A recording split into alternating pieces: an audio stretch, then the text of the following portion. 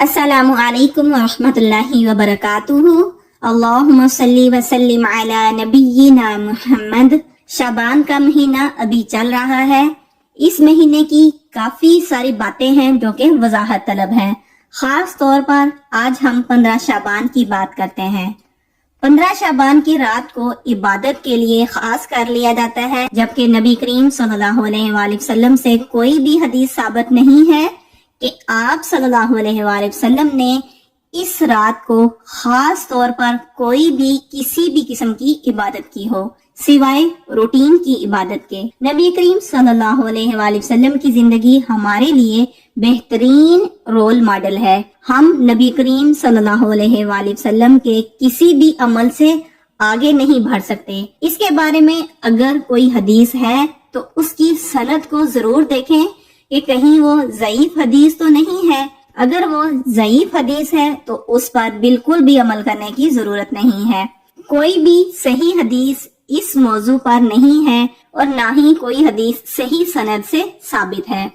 نبی کریم صلی اللہ علیہ وآلہ وسلم پر دین مکمل ہو گیا تھا۔ اب ہمیں کسی بھی قسم کی کوئی بھی نئی چیز ایجاد کرنے کی اجازت نہیں ہے، چاہے ہم یہ سمجھتے ہوں کہ یہ کام اچھا ہے، اس کو کر لیں تو یہ بدعت ہی ہوگی۔ یہ بالکل بھی جائز نہیں ہے۔ حدیث کا مفہوم ہے نبی کریم صلی اللہ علیہ وآلہ وسلم حشر کے میدان میں حوض کوثر کے پاس امت کے کچھ لوگوں کو پانی پلا رہے ہوں گے، تو کچھ لوگ آئیں گے تو فرشتے ان کو روک دیں گے، تو آپ صلی اللہ علیہ وآلہ وسلم فرمائیں گے کہ آپ نے ان کو کیوں روک دیا، یہ تو میرے امتی ہیں۔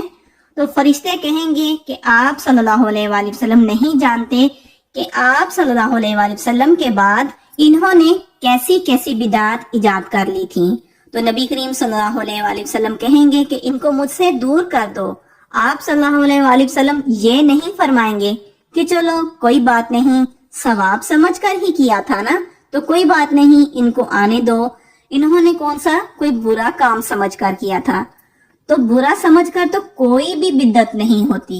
بدعت یہی ہے کہ بدعت کو ثواب سمجھ کر کیا جاتا ہے اور اس کام کو پھر انجام دے دیا جاتا ہے، تو وہی بدعت ہوتی ہے۔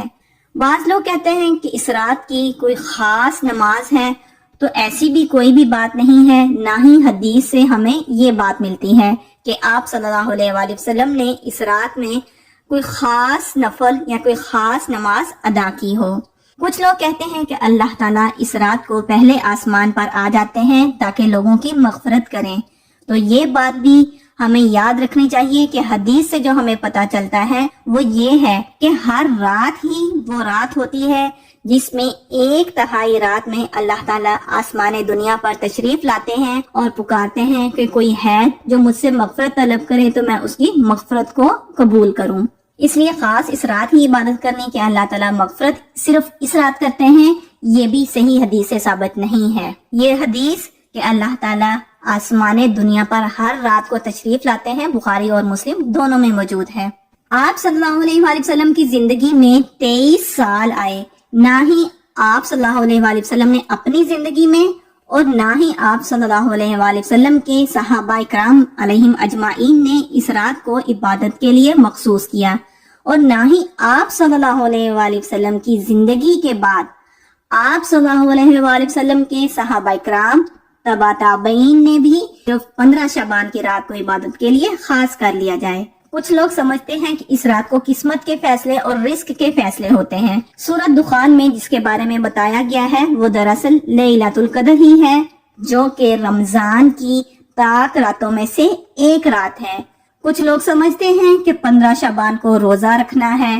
کوئی بھی اسپیشل حدیث 15 شعبان کے حوالے سے ثابت نہیں ہے۔ ہاں، آپ صلی اللہ علیہ وآلہ وسلم شعبان کے مہینے میں رمضان کے بعد سب سے زیادہ روزے رکھا کرتے تھے، اور وہ روزے بھی 15 شعبان سے پہلے رکھا کرتے تھے۔ 15 شعبان کے بعد بھی روزے رکھنے کی ترغیب نہیں ملتی، کیونکہ ہم نے رمضان کی تیاری کرنی ہوتی ہے۔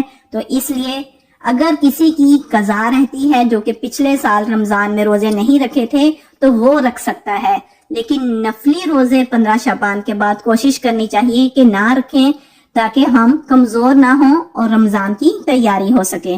کچھ لوگ کہتے ہیں کہ اس رات میں جو کہ فوت شدگان ہیں ان کی روحیں آتی ہیں اور وہ اس کا حوالہ سورۃ القدر سے لیتے ہیں، حالانکہ اس میں روح کا مطلب حضرت جبرائیل علیہ السلام ہے، اور یہ بات بھی ہمارے عقیدے کے بالکل خلاف ہے۔ کچھ لوگ خاص طور پر اس رات یا دن میں قبرستان جاتے ہیں، اس حوالے سے بھی جو روایت ملتی ہے وہ بھی ضعیف روایت ہے۔ آپ صلی اللہ علیہ وآلہ وسلم ویسے ہی عام دنوں میں قبرستان جاتے تھے، خاص طور پر صرف اس رات اور اس دن کو مخصوص نہیں کیا گیا۔ ویسے ہی اس دن کو خاص کیے بغیر نارمل دنوں میں اب جب چاہیں قبرستان جائیں، دعائیں مانگیں اور عبرت کے لیے قبرستان جانا چاہیے۔ خاص طور پر صرف اس رات کو قبرستان جانے کے بارے میں کہیں بھی کوئی بھی حدیث ثابت نہیں ہے، اور جو بھی حدیث اس رات کو قبرستان جانے کے بارے میں ملتی ہے وہ بھی ضعیف حدیث ہے۔ اکثر لوگ کہتے ہیں جب اتنے سارے لوگ یہ سارے کام کر رہے ہیں، اس رات کو عبادت کر رہے ہیں، تو کوئی نہ کوئی تو بات ہوگی جو سب لوگ کر رہے ہیں۔ اپنے علم کے ذرائع ٹی وی یا لوگوں کی باتوں کو اور عمل کو نہ بنائیں، خود تحقیق کریں، صحیح سند کے ساتھ احادیث کو ڈھونڈنے کی کوشش کریں۔ آج کے دور میں کچھ بھی کام، کوئی بھی مشکل کام نہیں ہے، صحیح احادیث کو ڈھونڈنا بہت آرام سے آپ ڈھونڈ سکتے ہیں۔ اللہ تعالیٰ سے دعا کرتے ہیں کہ اللہ تعالیٰ ہمیں بدعات سے دور رکھے، اور اللہ تعالیٰ ہمیں ہر اس کام سے دور رہنے کی توفیق عطا فرمائے جو کہ ہمارے نبی کریم صلی اللہ علیہ وآلہ وسلم نے نہیں کیے۔ آمین۔ السلام علیکم ورحمۃ اللہ وبرکاتہ۔